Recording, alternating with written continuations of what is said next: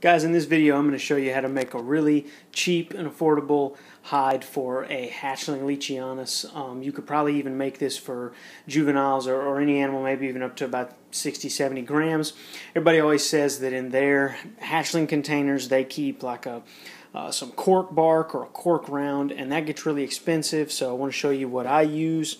I basically just use a piece of cardboard that's cut a particular way. And so you can kind of see this is a basic hatchling setup. Always keep some type of greenery in there. Don't buy this stuff at PetSmart or Petco or any of those places. They rip you off. Go to a Hobby Lobby or a Michael's or one of those hobby stores, and you can buy this stuff really affordably. Just take it home and make sure you wash it really well, and you can buy a bunch of this cheap. Always keep a paper towel in there that's just moist, and that just helps to keep the humidity up. Make sure you got some holes in your container for some good airflow.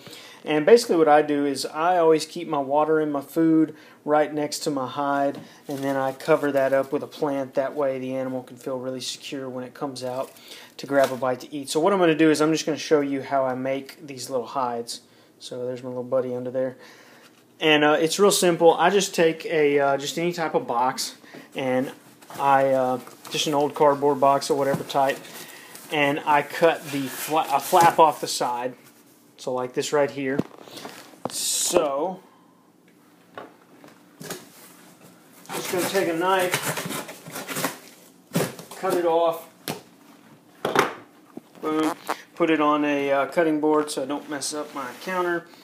And just going to take a ruler, and on one side I just use the full width of the ruler, and I take the knife, and you're not cutting all the way through the cardboard, you're just what we call scoring it. You're just cutting through the top layer of the cardboard, and so that makes a real nice perforation, and so it'll bend like that, but it's not broken. And then on the other side I don't do it quite as deep. I do it maybe a 1/4 inch or so, like that.